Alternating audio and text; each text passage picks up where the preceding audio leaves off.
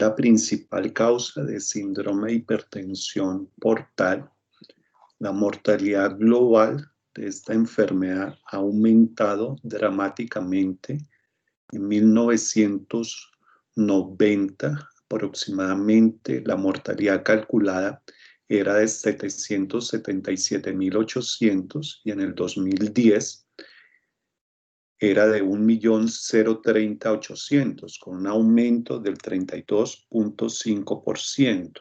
Estos son datos publicados en una revista internacional, Lancet, donde ustedes ven acá que la principal causa a nivel mundial es la hepatitis B, con un aumento significativo. En el 2010 se registraban aproximadamente 312.400 casos de hepatitis B, hepatitis C, 287.400 casos de hepatitis C como causante de cirrosis hepática, alcohol, 282.800 y otras causas, especialmente lo que tiene que ver con la enfermedad hepática grasa no alcohólica, 148.200 casos.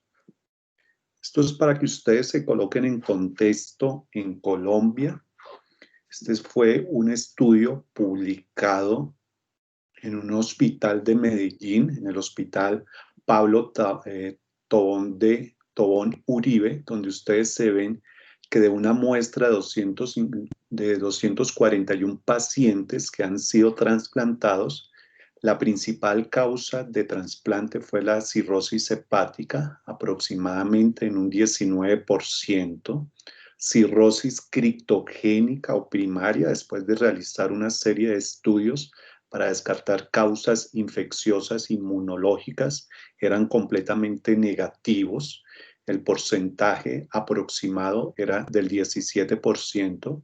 La hepatitis C, más o menos el 12%, al igual que la hepatitis B, enfermedades hepáticas colestásicas como la cirrosis biliar primaria, cirrosis autoinmune, la insuficiencia hepática, enfermedades mixtas y la esteatohepatitis no alcohólica o enfermedad grasa del hígado, y menos frecuente, menos del 2%, los trasplantes fueron secundarios a un tumor primario del hígado. ¿Cómo se define hipertensión portal? Entonces, usualmente el gradiente de presión de las venas transhepáticas, de las venas hepáticas, es entre 1 a 4 milímetros de mercurio. Cuando la presión de este gradiente de la vena hepática está por encima de 5 milímetros de mercurio, definimos hipertensión portal, pero realmente las manifestaciones clínicas se empiezan cuando los niveles de esta presión están por encima de 10 milímetros de mercurio. Por ejemplo, manifestaciones como las varices esofágicas se presentan con presiones por encima de 15 a 20 milímetros de mercurio. Para hacer la medición de este gradiente de presión de la vena hepática, debemos tener un transductor a nivel de la vena hepática. En la mayoría de sitios no se realiza. Por eso el examen que se debe solicitar para hacer diagnóstico de hipertensión portal es un Doppler venoso de la vena porta y de la vena esplénica, cuyos valores estén por encima de 10 milímetros de mercurio, hace diagnóstico de hipertensión portal. Este es un modelo fisiopatológico, sabiendo ustedes que cuando hablamos de cirrosis compensada o descompensada, que son aquellos pacientes compensados que aún no han presentado ninguna complicación, ¿qué quiere decir? Que no tienen o no presentan ascitis o no presentan varices ni hemorragia digestiva. Y ya los pacientes descompensados es cuando presenta alguna de estas dos manifestaciones anteriormente mencionadas. El paso porcentual de cirrosis compensada a cirrosis descompensada aproximadamente es del 5 al 7% anual. Y este modelo, digamos, es un modelo reciente que está publicado en la Revista Europea de Patología 2017. Entonces, una vez el paciente presenta una cirrosis hepática descompensada, es decir, que tiene varices o que tiene ascitis, lo explican como un modelo en la cual hay una disfunción inmunológica significativa secundaria a la cirrosis, también mecanismos inflamatorios secundarios al daño, al daño a nivel del hígado.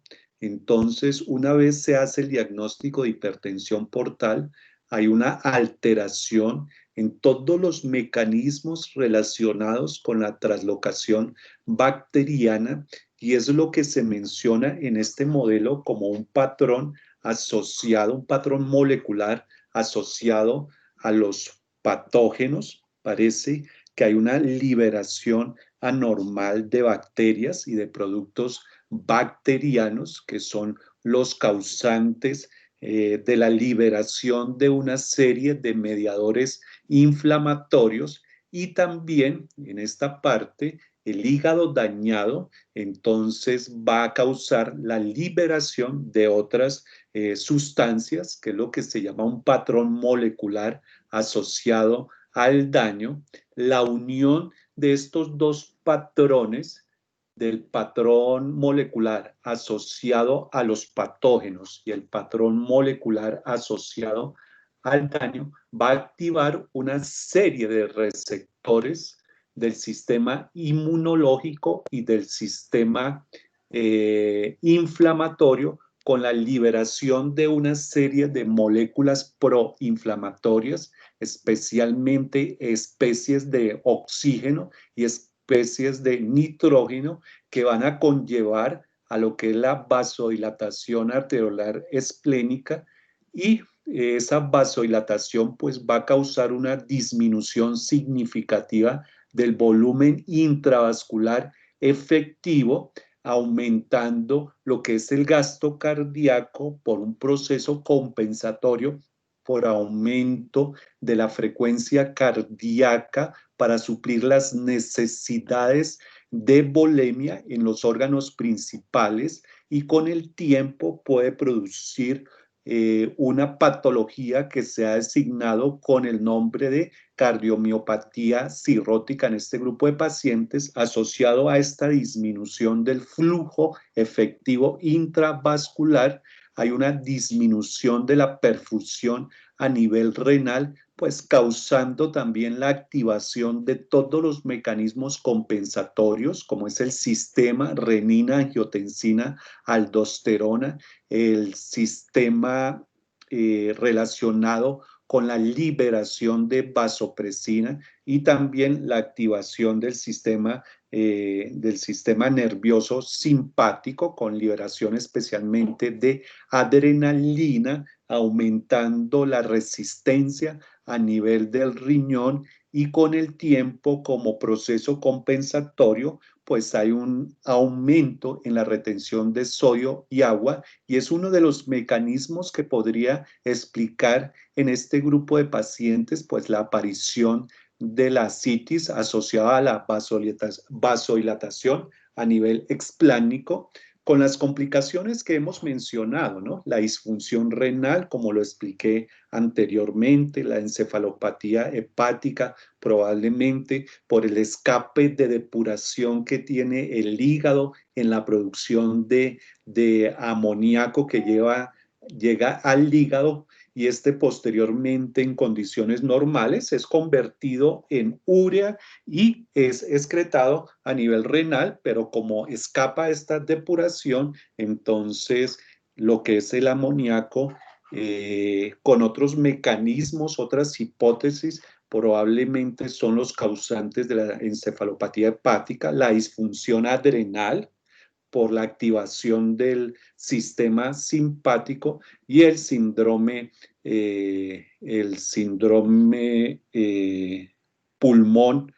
pulmón-hígado, que posteriormente pues vamos a hablar algo de este síndrome. ¿Me están escuchando? Sí, señor. Sí, señor. Desde el punto de vista fisiopatológico, digamos que aquí hay un modelo completamente, el que ustedes ven aquí, donde ven este hígado con múltiples micronódulos. Es un modelo completamente mecánico, ¿sí? Es un modelo mecánico donde la aparición de estos micronódulos en la evolución de la cirrosis, asociado también a la aparición de fibrosis y de unos tabiques fibróticos, pues van a aumentar la resistencia vascular intrahepática. Y lo hemos mencionado, el otro modelo, que es por la liberación de todos estos mediadores que causan vasodilatación, pues hay un aumento en el flujo sanguíneo explánico con una disminución significativa de lo que es el volumen intravascular efectivo. Desde el punto de vista etiológico, en Colombia la principal causa de cirrosis es el alcoholismo crónico. Se menciona que para que el alcohol pueda producir daño en el hígado se necesita aproximadamente un consumo de 10 gramos de alcohol semanales por un tiempo mantenido de 20 años, que es como lo que puede causar ese daño tóxico en el hígado. Dentro de las hepatitis, si ustedes se dieron cuenta en la gráfica de las causas principales de trasplante en Colombia, la que ocupa el primer puesto es la hepatitis B, la hepatitis C, la hepatitis B como segundo puesto y la hepatitis D. Y también se ha mencionado en la mayoría de revisiones como la tercera causa, el hígado graso, que está muy asociado a la obesidad, a la diabetes mellitus y al síndrome de resistencia a la insulina. Hay unas causas autoinmunes, las hepatitis autoinmunes, los diferentes tipos, la cirrosis biliar primaria, la colangitis esclerosante primaria, algunas causas genéticas más raras, como la deficiencia de alfa-1 antitripsina, más frecuente en población europea, enfermedades de depósito, especialmente depósito de cobre, con manifestaciones a nivel ocular, a nivel neurológico. La principal manifestación de la enfermedad de Wilson puede ser un cuadro psiquiátrico inicialmente, o hemocromatosis, que también puede causar manifestaciones multisistémicas por una alteración en los receptores que depuran el hierro a nivel intestinal, y hay otras causas que son más raras. Ya desde el punto de vista de localización de las causas de cirrosis hepática, entonces las podemos dividir en prehepáticas, las que están localizadas especialmente en lo que tiene que ver en la vena porta. Ustedes la están viendo acá, la vena porta, con las ramas respectivas que forman esta vena porta, que es la vena esplénica y la vena mesentérica, que van a formar la vena porta. Entonces, cualquier enfermedad que se localice a este nivel se consideran como causas prehepáticas. Ya causas hepáticas, que son presinusoidales, sinusoidales, que explica el 95% y cuya principal causa es la cirrosis hepática de origen alcohólico, y las postsinusoidales, y las que ya se localizan en las venas suprahepáticas y en la vena cava inferior, pues se definen como posthepáticas. Entonces, dentro de las prehepáticas serían especialmente la trombosis de la vena porta, ¿cierto? La trombosis de la vena esplénica y una esplenomegalia masiva que pueden causar una cirrosis hepática. Usualmente las manifestaciones de este tipo de enfermedades es hepatomegalia de una evolución muy rápida, ictericia y dolor abdominal. Hay que tener una alta sospecha para hacer el diagnóstico de una trombosis de vena porta o una trombosis de vena esplénica, siendo las enfermedades de la coagulación, los trastornos de la coagulación, los síndromes de hipercoagulabilidad la principal causa. Dentro de las hepáticas, las esquistosomiasis, que ustedes saben, es una enfermedad parasitaria.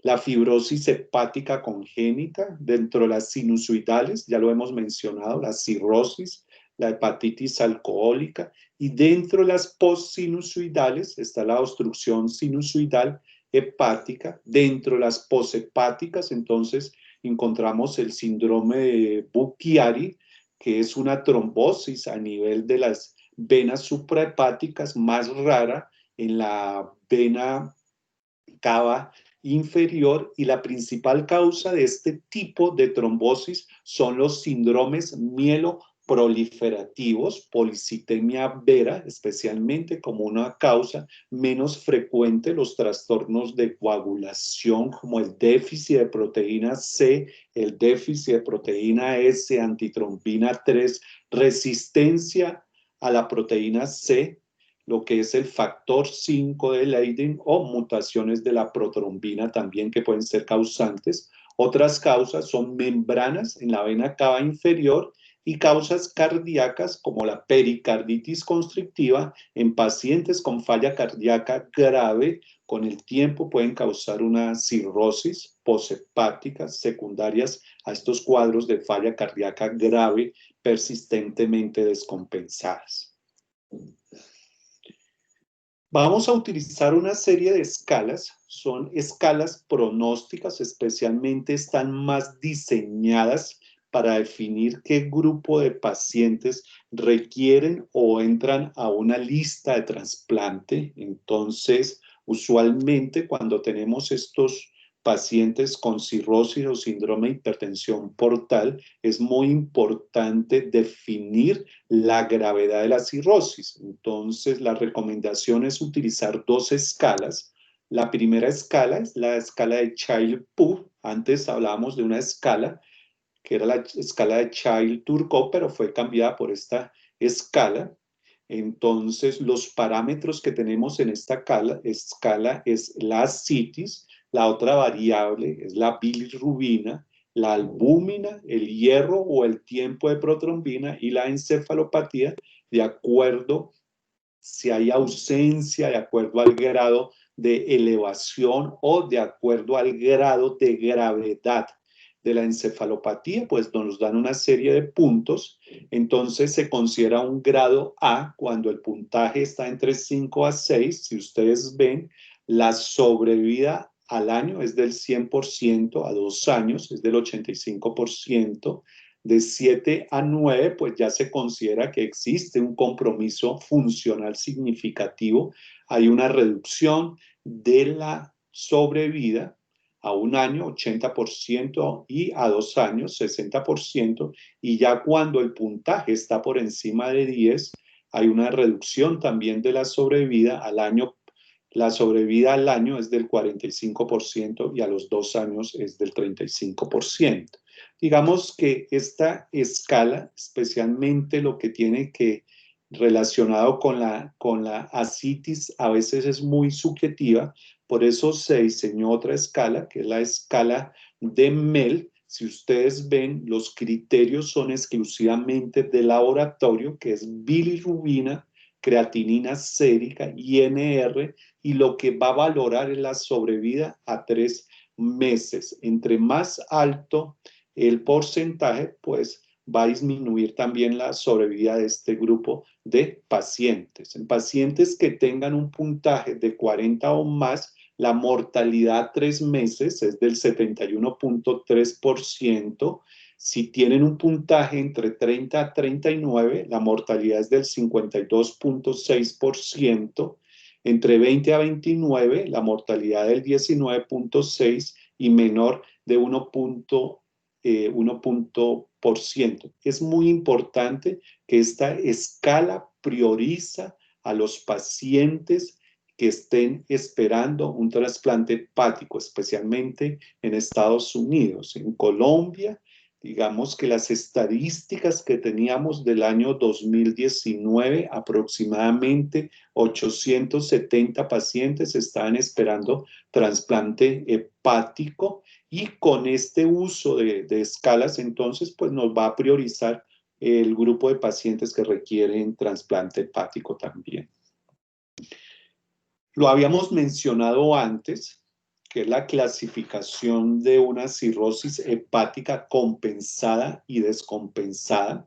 Los criterios son si hay o no hay presencia de ascitis, si hay o no hay presencia de varices, y ya en el estado 4 son pacientes que tengan un sangrado digestivo activo secundario, ya sea la ruptura de las varices esofágicas, varices cardíacas o a la gastropatía a nivel gastropatía hepática que puede causar esta enfermedad. Entonces, en el estadio 1, pues no hay evidencia de varices ni tampoco de ascitis. En el estadio 2, varices, pero probablemente unas varices de un calibre mediano o pequeñas, sin ascitis. En el estadio 3 y 4, que ya se considera que el paciente tiene una cirrosis descompensada, entonces encontramos en el estado 3 ascitis con o sin presencia de varices, probablemente varices con estigmas de rompimiento o de sangrado en este grupo de pacientes, y definitivamente cuando ya hay presencia de una hemorragia de vías digestivas altas secundaria a la ruptura de las varices con o sin presencia de ascitis, hablamos de un estadio 4. Esta es la progresión, ya lo habíamos mencionado, aproximadamente del 5 al 7% de los pacientes progresan anualmente de una cirrosis compensada, estadio 1, 2, a una cirrosis descompensada, y ustedes ven aquí en este gráfico que aproximadamente después de 10 a 15 años, la progresión, si no se hace un tratamiento adecuado y tampoco se quita el causante de la cirrosis, la progresión puede ser del 1 al 57% del estadio 1 al estadio 4. Estas son las manifestaciones clínicas en los pacientes compensados, estadio 1 o 2. Entonces, las manifestaciones pueden ser manifestaciones generales con anorexia, astenia. Podemos encontrar signos cutáneos, especialmente lo que son arañas vasculares que se pueden localizar en la región anterior del tórax o en la región malar. También encontramos eritema palmar, telangiectasias, que es más visible a nivel de la región malar, acroplaquia, uñas en vidrio de reloj, y también puede desaparecer la lúnula en las uñas también. Hay unas alteraciones endocrinas, ¿sí?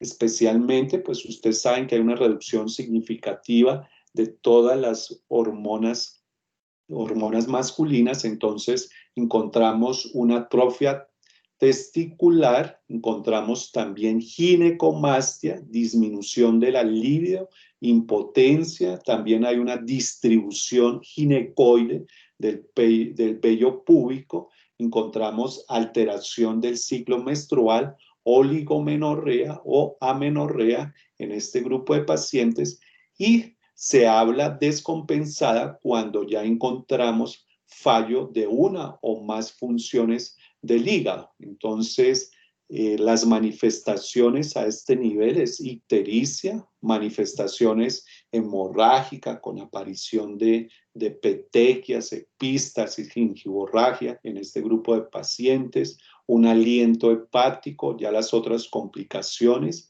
como la citis y la encefalopatía hepática que son en pacientes descompensados.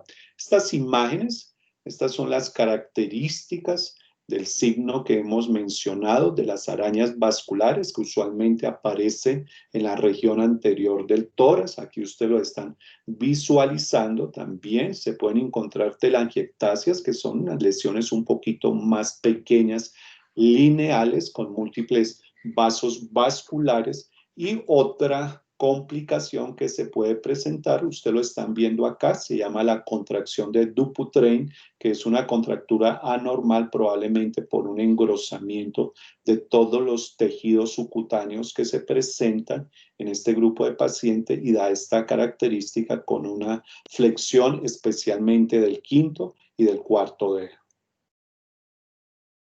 Otra complicación, vamos a hablar de las complicaciones que se presentan. Entonces, la primera complicación son las varices esofágicas. Aproximadamente se presentan en el 33% de los pacientes. Están relacionados con el Child-Pugh. Usualmente aparecen en pacientes que ya tienen un Child-Pugh C. Eso quiere decir que tiene un puntaje igual o mayor a 10. Usualmente, cuando la presión de la vena porta es mayor de 12 milímetros de mercurio, y para que se produzca ruptura de las mismas, la presión debe ser aproximadamente de 20 milímetros de mercurio. Y posteriormente, pues vamos a hablar, y ahorita lo vamos a mencionar, las características que son premonitorias para ruptura de estas varices esofágicas, y también en el caso que se presente ascitis se requiere el manejo de un tratamiento antibiótico profiláctico cuando se presentan rupturas, para evitar otra complicación que se llama la peritonitis bacteriana espontánea. Desde el punto de vista de tratamiento, entonces, los dividimos en dos. En los pacientes que previamente no han presentado ruptura, lo que es la profilaxis primaria. Aquí existen alternativas que son los betabloqueadores, especialmente no selectivos, como el propanolol. Y la idea es que se mantenga, y el objetivo es que se mantenga una frecuencia cardíaca entre 50 a 60 latidos por minuto.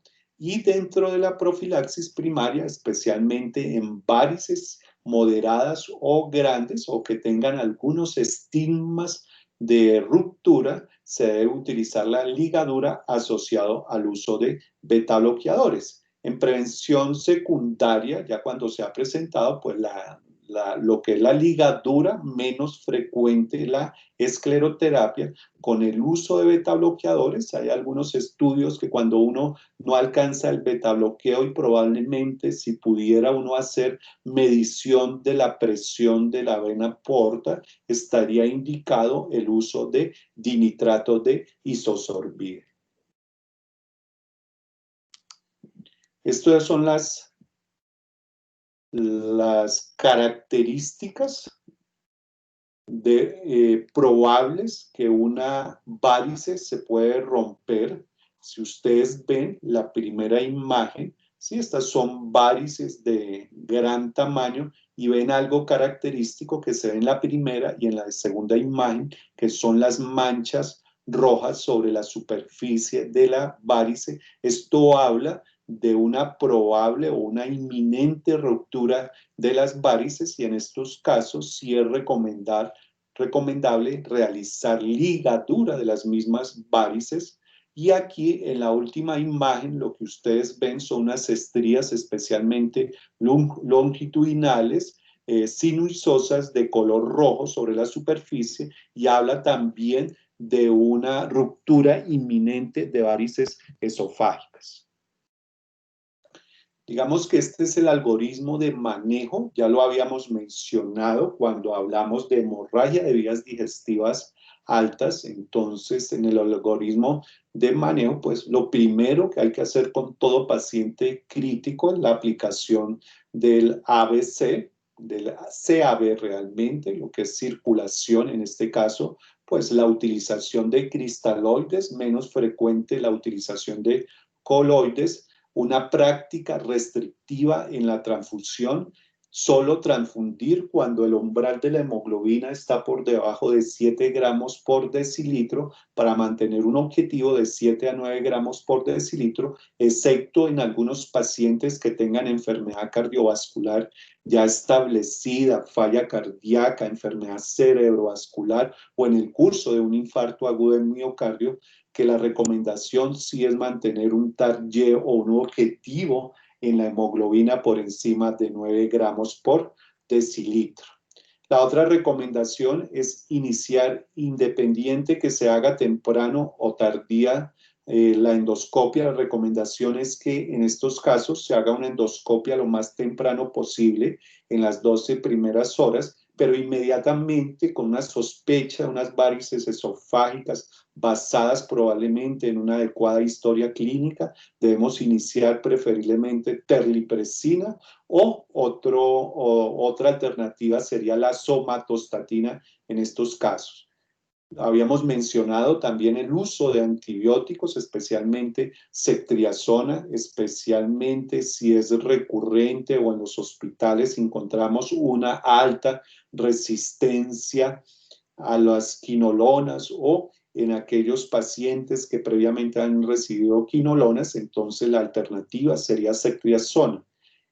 Idealmente, la endoscopia se debe realizar en las primeras 12 horas si se confirma que el sangrado es secundario a ruptura de varices, se debe realizar ligadura de varices. Estos pacientes idealmente se deben trasladar a la unidad de cuidados intensivos y se deben mantener drogas vasoactivas, idealmente la terlipresina o la somatostatina de 3 a 5 días y continuar pues con la profilaxis antibióticas.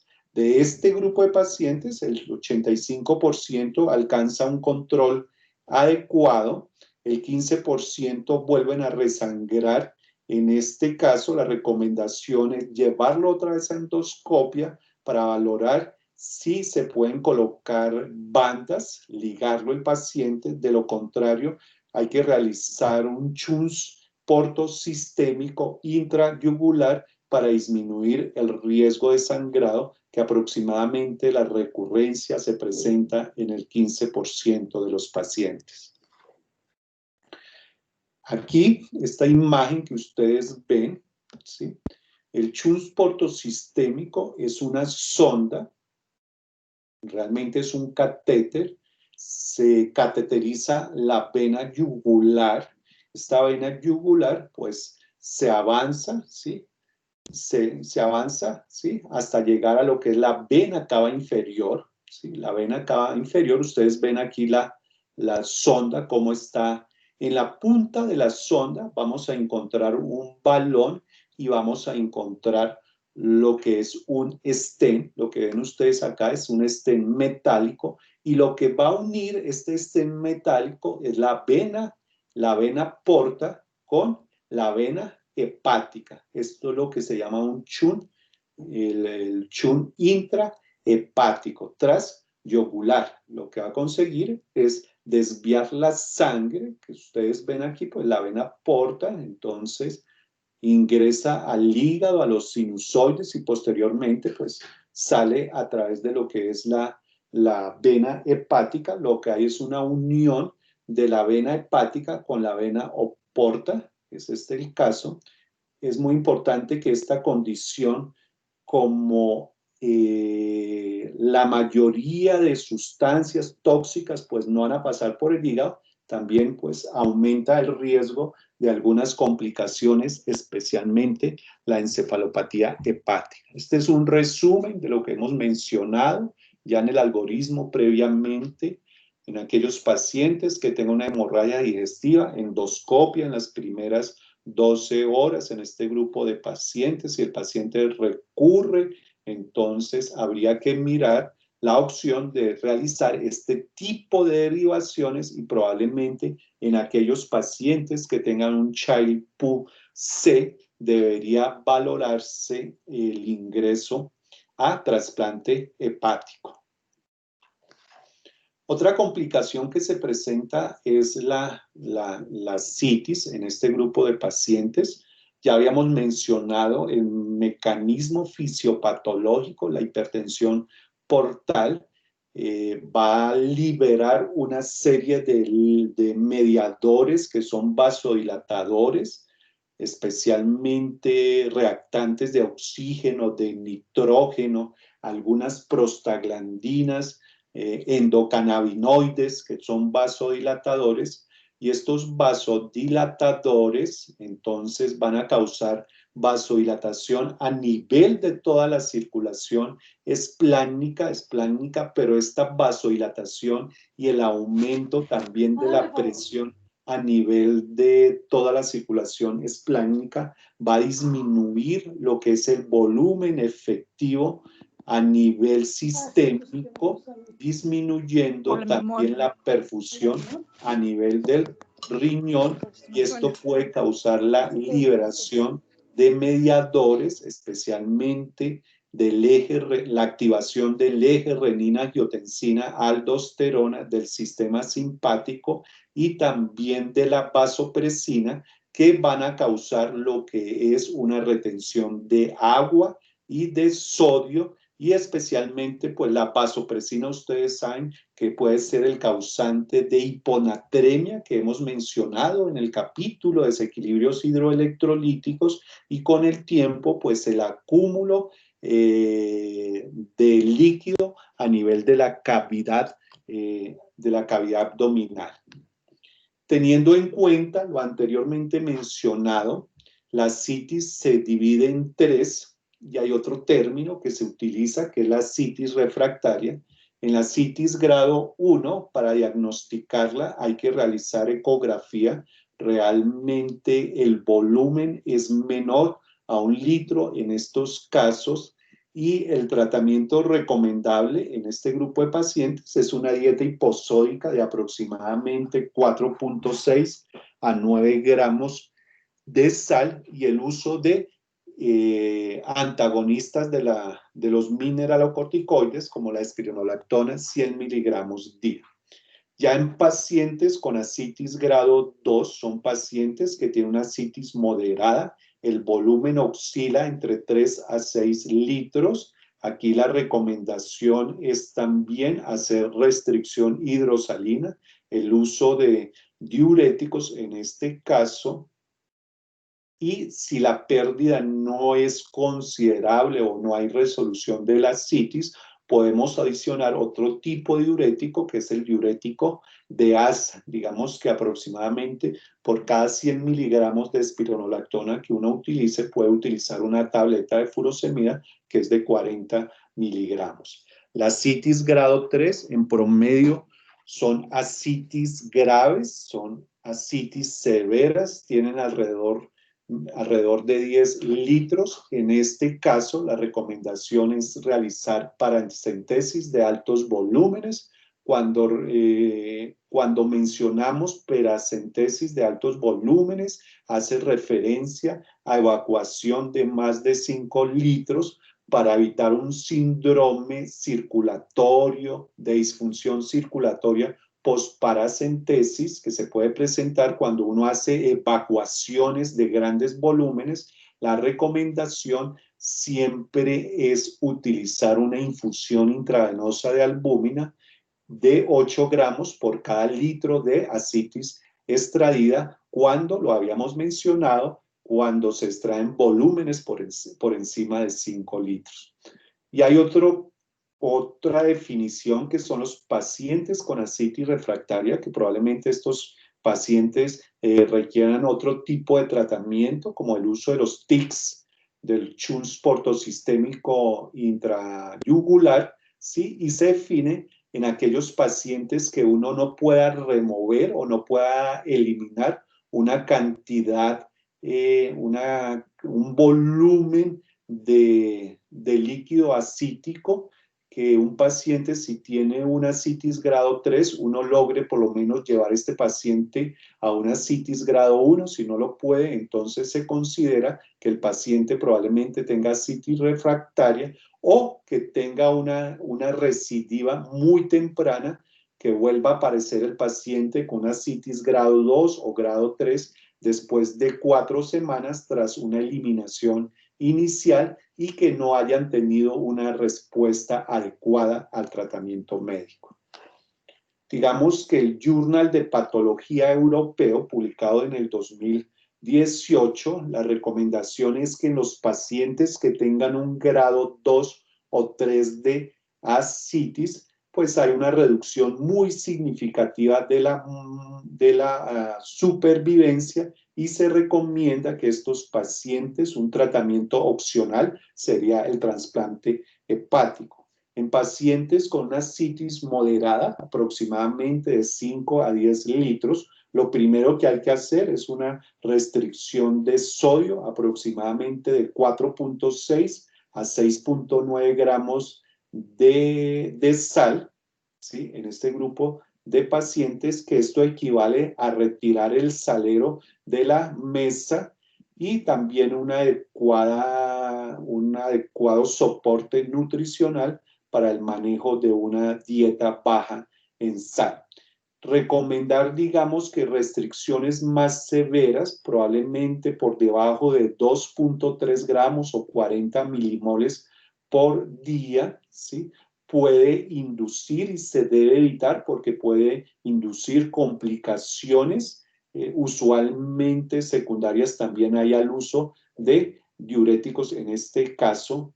Y otra recomendación que hacían en guías anteriores era mantener este paciente en reposo en cama. No se ha demostrado que tenga un beneficio y no se debe recomendar el reposo en cama de estos pacientes. Ustedes saben que el reposo en cama inhibe el sistema renina-angiotensina-aldosterona, pero realmente no hay evidencia que tenga un beneficio en disminuir la cantidad de volumen en los pacientes que presentan ascitis. Entonces, en pacientes con un primer episodio de ascitis grado 2 moderada, deben recibir como tratamiento farmacológico de primera línea los mineralocorticoides, comenzar con espironolactona 100 miligramos, ir titulando de acuerdo a la evolución, 100 miligramos cada 72 horas hasta una dosis máxima de 400 miligramos. Si no hay una respuesta al uso de mineralocorticoides, podemos asociar lo que es furosemida 40 miligramos día con una dosis tope o máxima de 160 miligramos, como hemos mencionado anteriormente. Algunos otros medicamentos como la torasemida, que también pueden funcionar en este grupo de pacientes. Entonces, la recomendación es que tiene un efecto un poco más débil, que no se debería utilizar como medicamento de primera línea en el tratamiento de la ascitis.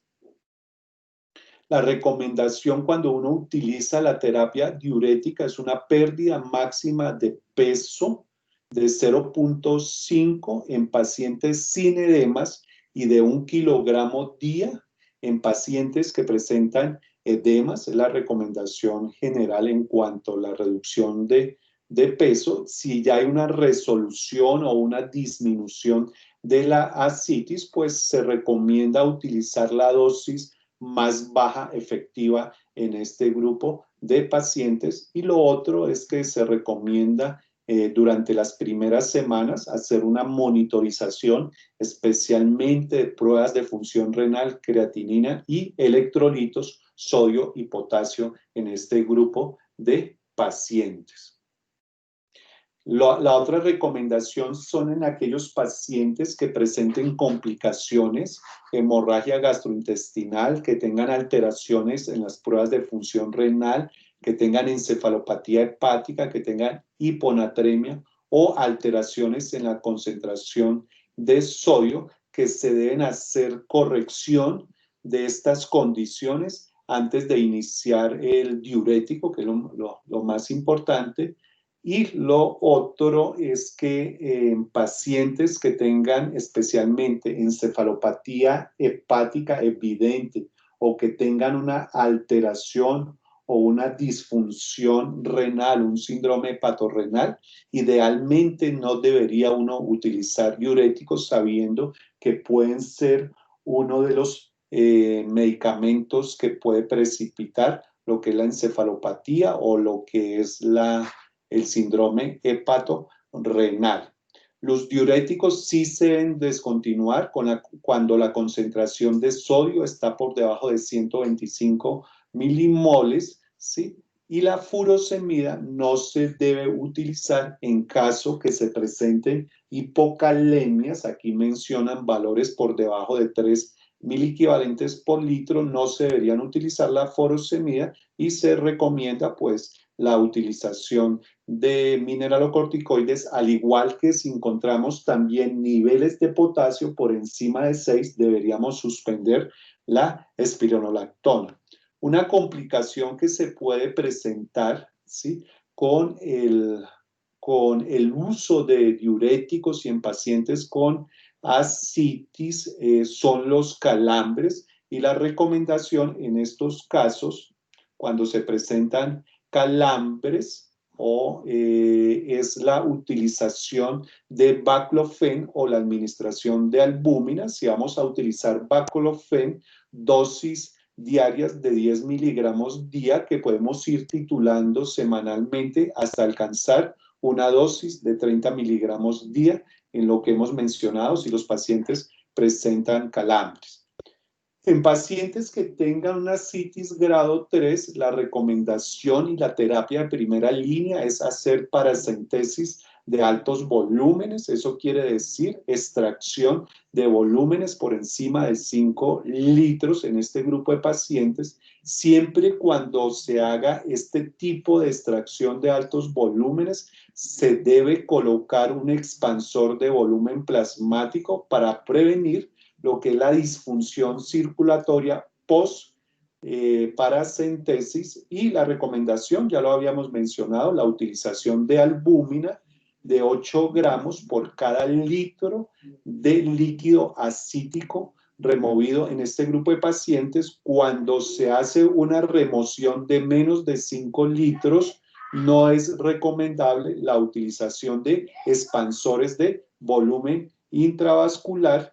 Y en pacientes que se les ha hecho una paracentesis de altos volúmenes, es muy importante utilizar unas dosis bajas de diuréticos para evitar la reacumulación o la reaparición otra vez de ascitis en este grupo de pacientes. En algunos pacientes, y aquí lo recomiendan también, se puede realizar, pero con cierta precaución, evacuación de grandes volúmenes en pacientes que estén cursando con una injuria renal aguda o una peritonitis bacteriana espontánea. Otra recomendación: los AINES no se deben utilizar porque ustedes saben que tiene alto riesgo que estos pacientes presenten retención de sodio y desarrollen hiponatremia, ¿sí? Tampoco, y es una recomendación, no utilizar tampoco lo que son los IECA, los ARA2 o los bloqueadores del receptor adrenérgico alfa 1 en este grupo de pacientes por un aumento en el riesgo de aparición de injuria renal aguda. El uso de aminoglucósidos tampoco es aconsejable, ¿sí?, ya que está asociado pues con un incremento de la injuria renal aguda, y otro es que cuando se necesite, probablemente con una infección, y si es sensible a este medicamento, pues probablemente ya no se pueda utilizar por la aparición de resistencia en este grupo de pacientes.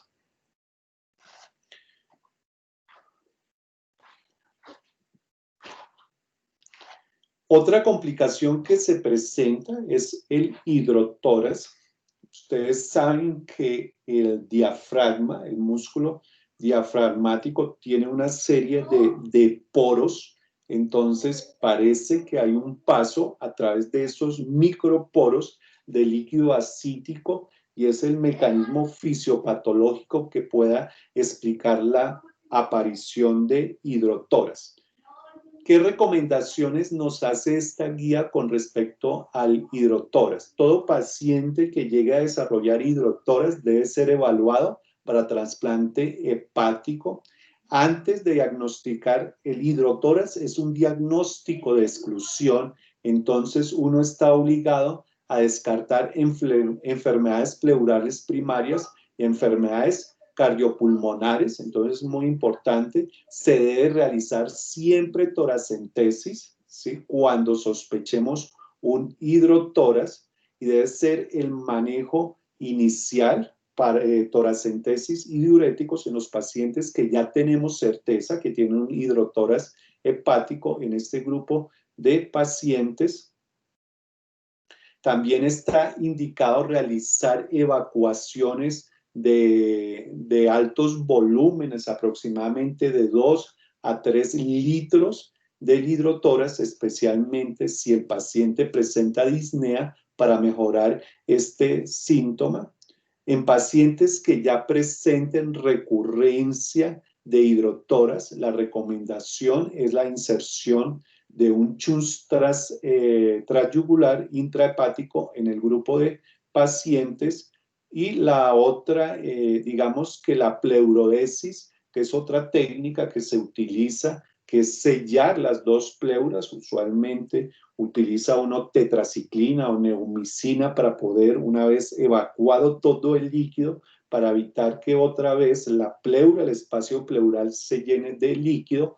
Entonces utilizamos esta técnica. Tan solo es recomendable en aquellos pacientes en los cuales no son candidatos para otro tipo de técnicas como el trasplante hepático o la colocación de un chunts. Y dan aquí también una recomendación, es el reparo con una malla de los defectos diafragmáticos en pacientes muy seleccionados. Pues sería una técnica también que podría utilizarse en el tratamiento del hidrotórax. ¿Me están escuchando? Sí, señor. Sí, señor. Bueno.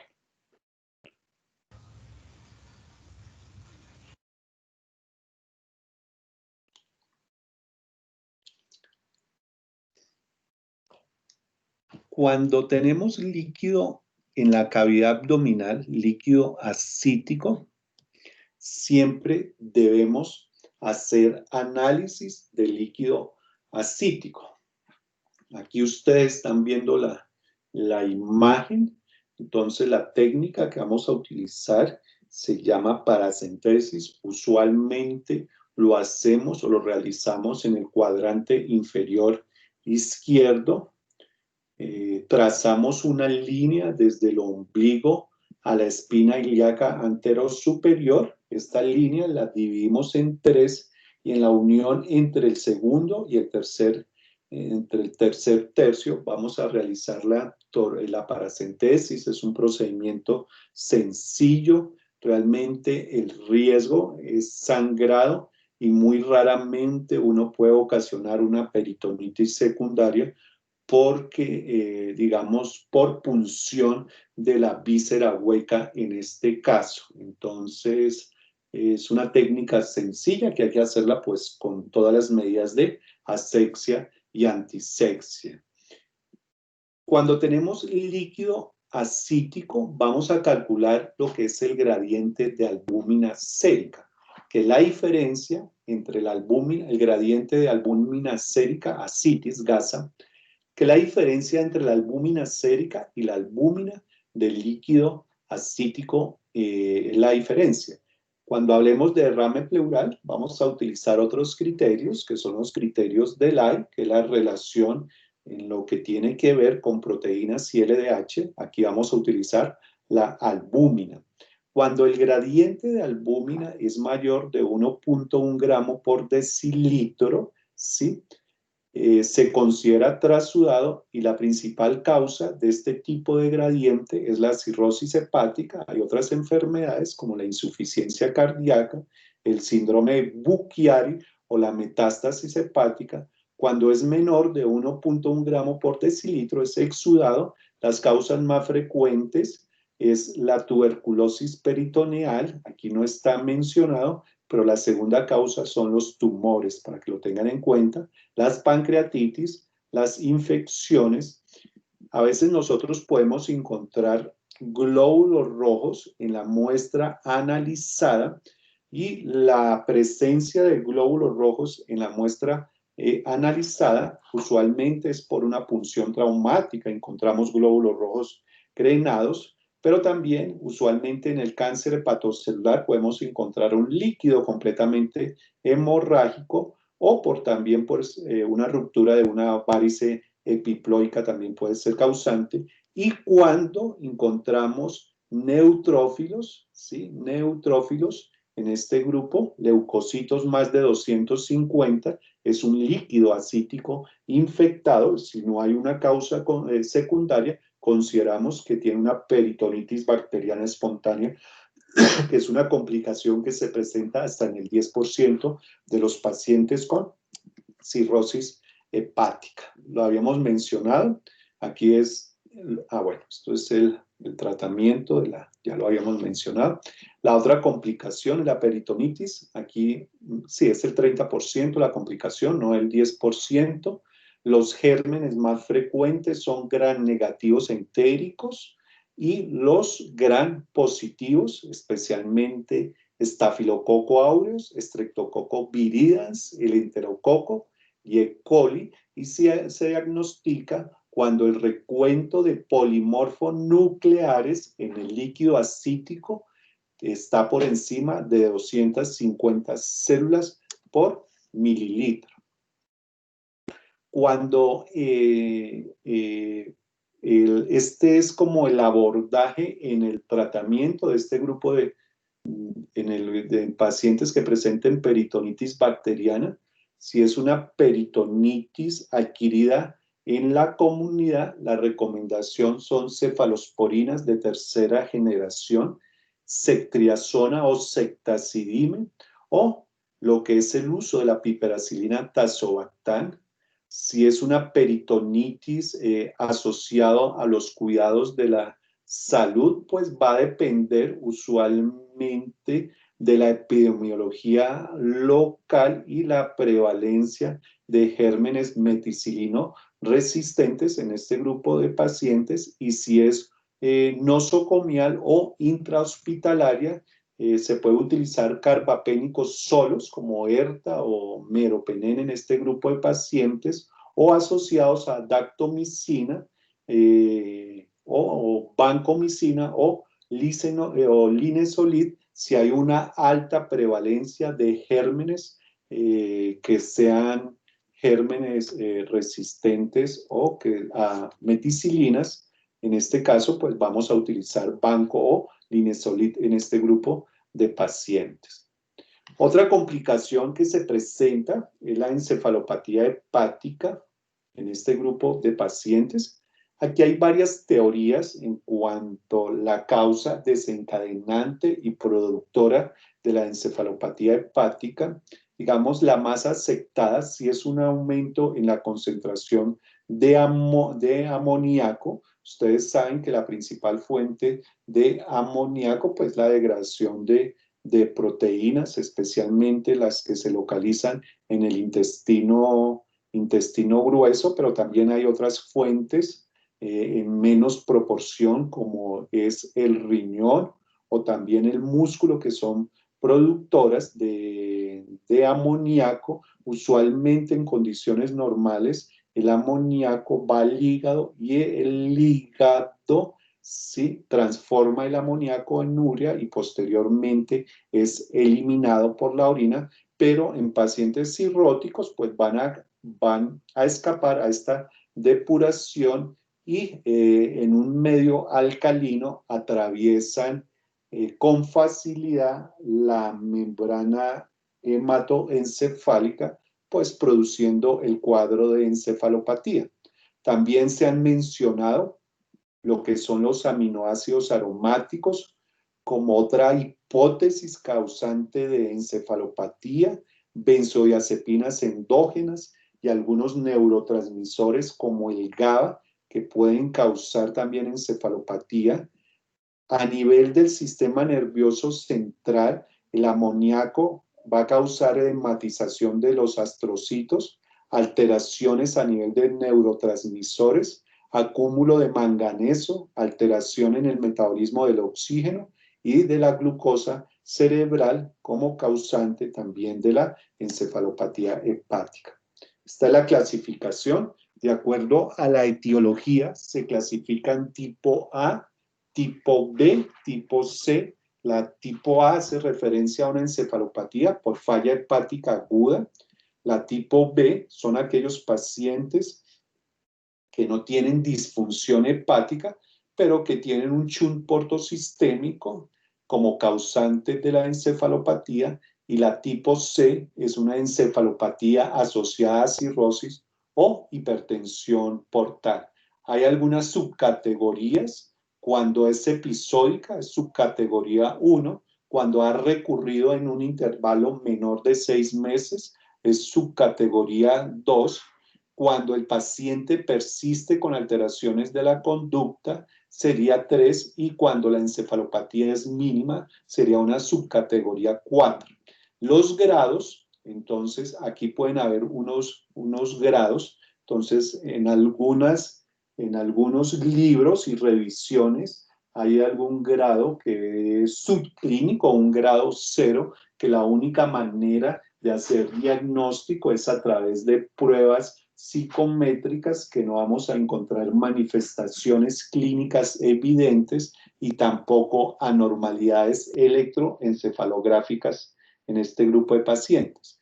En el grado 1, ¿sí?, las manifestaciones a nivel neurológico sería euforia, confusión, pueden invertir el ciclo sueño-vigilia y tienen un discurso alterado. La asterixis puede estar o no presente, y si hacemos electroencefalograma puede ser completamente normal. En el grado 2, las manifestaciones son letargia, confusión moderada. En este grupo de pacientes siempre vamos a encontrar asterixis, y el electroencefalograma es anormal, especialmente unas ondas teta de bajo voltaje. En el grado 3 ya hay incoherencias, es un paciente que inclusive ya tiene unas alteraciones significativas del estado de conciencia, somnoliento, estuporoso, vamos a encontrar asterixis y alteraciones también a nivel del electroencefalograma. Y en el grado 4, ¿sí?, es un paciente en coma, no encontramos asterixis y por ende también vamos a encontrar alteraciones electroencefalográficas. Siempre es muy importante hacer el diagnóstico de encefalopatía hepática. Es un diagnóstico de descarte, hay que descartar otras causas de la alteración neurológica en este grupo de pacientes: desequilibrios hidroelectrolíticos, hiponatremia, hipernatremia, alteraciones en el metabolismo de la glucosa, hipoglicemia, hiperglicemia, encefalopatías urémicas con valores de probablemente por encima de 80 o 100, también como causantes trauma cranoencefálico. Una vez uno haya descartado las otras condiciones, entonces uno se puede acercar al diagnóstico de encefalopatía hepática. Muy importante identificar los factores que puedan precipitar la encefalopatía hepática. Los más frecuentes son los desequilibrios hidroelectrolíticos, especialmente la hipocalemia. Otros causantes, la hemorragia de vías digestivas altas. Dentro de las infecciones, la infección de vías urinarias. Otra causa es también cuando uno hace evacuación o paracentesis de altos volúmenes, en este caso el abuso de diuréticos, pérdidas gastrointestinales como vómito, diarrea también, los tics, por supuesto, los shunts portosistémicos como causante, el estreñimiento también como causante o precipitante de lo que es la encefalopatía hepática. Lo primero es siempre identificar el factor precipitante y tratarlo. Inicialmente el tratamiento va a ser con lactulosa, ¿sí? Que puede ser oral o enemas. Podemos utilizar entre 15 a 30 mililitros cada 6 horas y el objetivo es que el paciente en las primeras 24 horas por lo menos haga entre 4 a 6 deposiciones en las primeras 24 horas. Si no alcanzamos, si no hay mejoría después de 24 horas de haber utilizado la lactulosa y haber tratado los factores precipitantes, la recomendación en general es utilizar rifacimina. Si en la institución no hay rifacimina, utilizar metronidazol. Si el paciente tiene un MEL menor de 12 a 15, también una recomendación es la utilización de transportos sistémicos y la otra sería ya la utilización de algunos suplementos nutricionales especiales. Otra complicación que se presenta en el 10% de los pacientes es el síndrome hepatorrenal. Les voy a mostrar primero cuáles son los criterios diagnósticos del síndrome hepatorrenal. Hay unos criterios mayores en este grupo de pacientes, entonces obligatoriamente el paciente debe tener una enfermedad hepática aguda o crónica con insuficiencia hepática, hipertensión portal, un filtrado glomerular bajo, ya sea definido por un valor sérico de creatinina mayor de 1.5 miligramos por decilitro o una tasa de filtración glomerular estimada por debajo de 40 mililitros por minuto. El paciente se debe descartar que esté choqueado, que tenga un choque, que tenga alguna infección bacteriana activa y que tenga administración actual o reciente de fármacos nefrotóxicos. Ustedes saben que esos medicamentos pueden causar un deterioro en las primeras 24 a 72 horas. Ausencias de pérdidas gastrointestinales, como es un vómito incoercible o reiterado, diarrea intensa, o también pérdidas renales, ¿cierto? Ausencia de una mejoría sostenida de la función renal. ¿Qué quiere decir? Yo hago una prueba terapéutica con solución salina. Si el paciente no mejora con esta prueba, es otro de los criterios mayores del síndrome hepatorrenal, y que no tenga evidencia de daño estructural del riñón definido como una proteinuria menor de 500, una ecografía que nos descarte que no tenga uropatía obstructiva o una enfermedad renal del parénquima renal en este grupo de pacientes. Ya habíamos mencionado que aproximadamente el 10% de los pacientes pueden presentar esta complicación.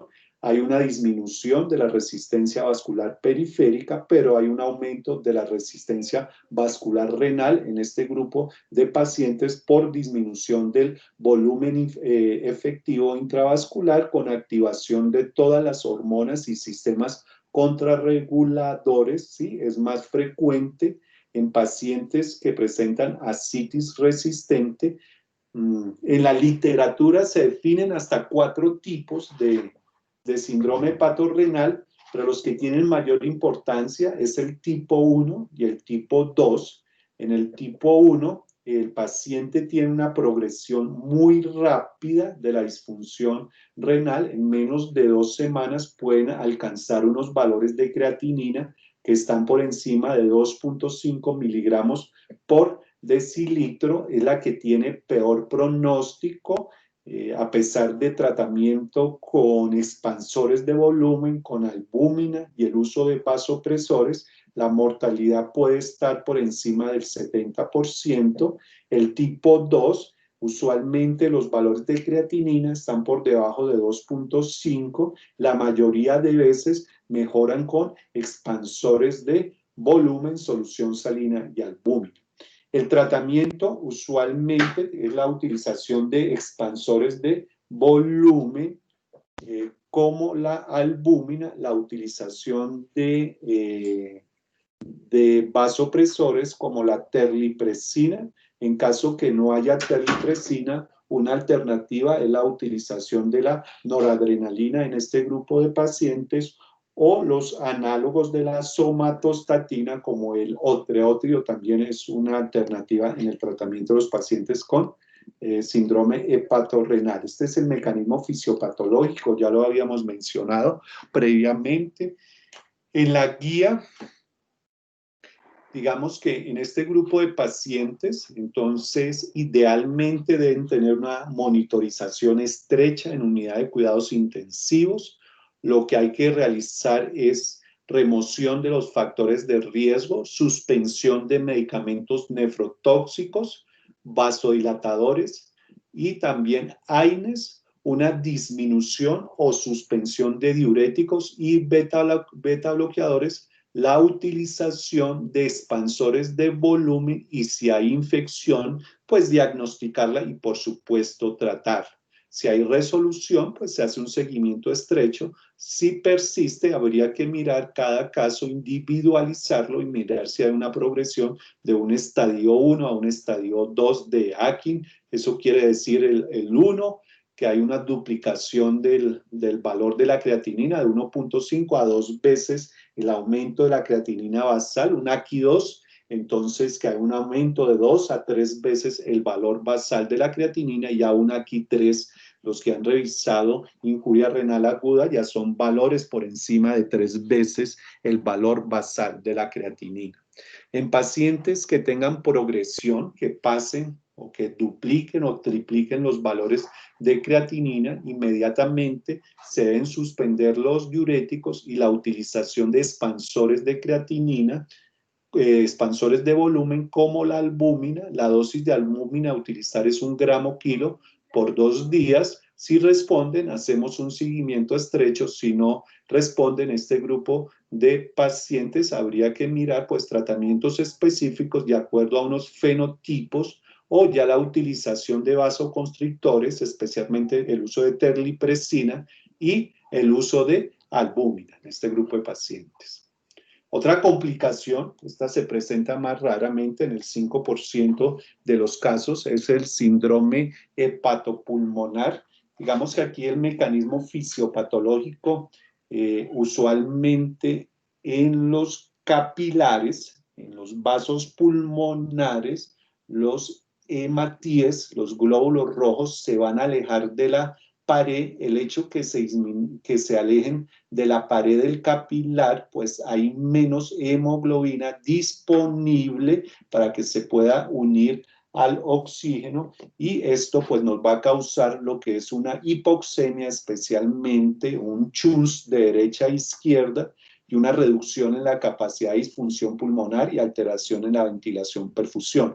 Este diagnóstico tiene muchas dificultades, no es tan fácil diagnosticarlo, a veces se requiere de cierta experiencia para el diagnóstico y realización de exámenes especiales para poderse uno acercar al diagnóstico de síndrome hepatorrenal. Por último, vamos a hablar de los criterios de trasplante hepático, que es muy importante que todos los conozcamos, los criterios de trasplante hepático. Entonces, las indicaciones serían los pacientes con cirrosis biliar primaria, cirrosis biliar secundaria, colangitis esclerosante primaria, hepatitis autoinmunitaria, hepatitis crónica con cirrosis, cirrosis de las venas suprahepáticas, una hepatitis fulminante, cirrosis hepática y tumores malignos. Aquí hay unas contraindicaciones, las contraindicaciones absolutas, cualquier infección extrahepática o extrahepatobiliar no tratada, ¿sí? Anomalías congénitas no corregibles que tengan una expectativa de vida menor de 1 año en este grupo de pacientes, toxicomanías o abuso de alcohol, enfermedades cardiopulmonares avanzadas, metástasis hepática, ya el paciente con SIDA, en categoría de SIDA, y enfermedades generalizadas letales. Y relativa sería la edad, mayor de 70 años, la trombosis de la vena porta, insuficiencia renal no atribuible a la enfermedad hepática, el cáncer extrahepático, la obesidad, la desnutrición, el paciente con VIH que no tenga una categoría C, que ya esté categorizado como SIDA, y la septicemia intrahepática. Yo creo que con esta terminamos. ¿Preguntas?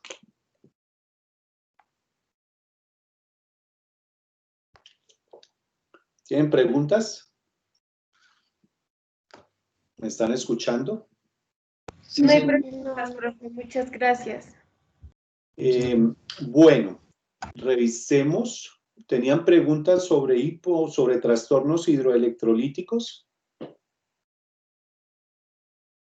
No, no, señor.